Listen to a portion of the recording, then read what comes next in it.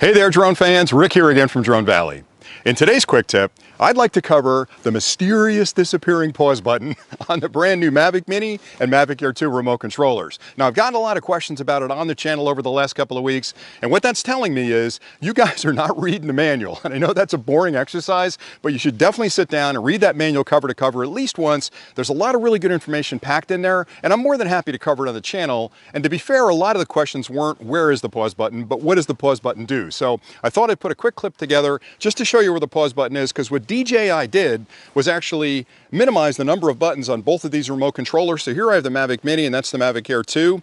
The pause button is actually a dual function of the return to home button. So if you want the quad to return to home, you'll hold the return to home button until it triggers and it'll head home. If you want to pause the drone, you'll tap it once and that'll stop the drone right in its tracks in midair. So there's the return to home on the Mavic Mini and there's the return to home on the Mavic Air 2. Now, the pause button is incredibly important because if you're doing any kind of autonomous flight, so if you're doing circles or dronies or if you're chasing a car and you get into trouble or you get a little bit panicked, tapping that pause button will immediately stop the drone in midair. It actually forces it back a little bit. It actually pulls back from where it's heading. So if you're heading for a branch or something and you have the presence of mind to hit that, it'll actually stop it from hitting that branch. The other cool thing about the pause button is it actually freezes the joystick controls for a couple of seconds. So when you hit that, even if you have the joystick hard right, the drone's going to stop and stay there. And it's going to give you a couple of seconds to collect your thoughts, and then it's going to continue on its way. So it's an incredibly important button, especially if you're flying in areas like this where you're kind of in close quarters around a lot of pine trees and maybe the drone's getting a little bit too close to a branch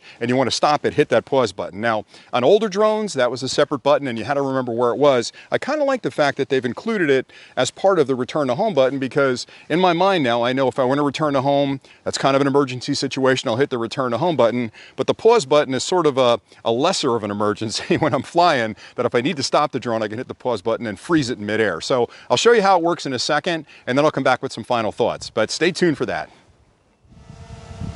Okay, for this test, I've got the Mavic Air off to the side. I'm going to slide across in front of the camera. When I get to about here, I'm going to hit the pause button and we'll see what happens. So here's the pause button and I'll hit the joystick. Pause.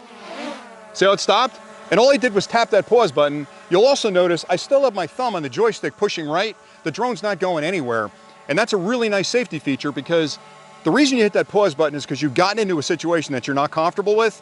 And a lot of times when you're panicking, you don't let go of the joystick. So you hit the pause button, it stops for a second. If it didn't stay there and you let go of the pause button, it might continue into that tree. So I love the fact that it stops it, it holds it. When you let go of that joystick, a couple of seconds later, you're back in control. So it really does provide you with that sort of safety mechanism, much like a return to home, where if you get into a sketchy situation, you're flying around trees like this with a lot of brambles and branches hanging off, and you get too close to one, hit that pause button, it'll stop it right in midair, allow you to gain your composure, take a couple of deep breaths, and then you can start flying again. So that's how it works.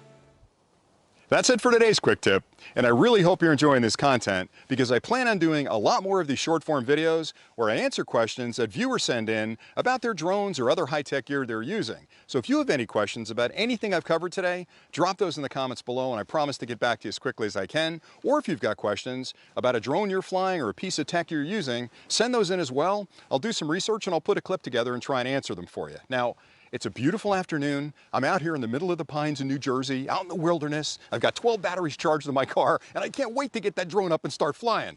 And I hope you guys are getting a lot of airtime as well, because these are really stressful times for the country and the world in general. There's no better way to relieve that stress than to charge up your batteries, pile your family in the car, drive out to a remote area like this, put your drone up, and just relax for a couple of hours. It'll definitely do you wonders. So I'm glad you guys are watching. I hope you're all safe and happy.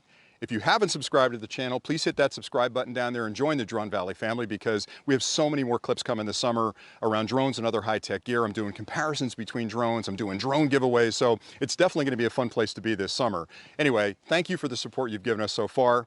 And until next time, happy flying.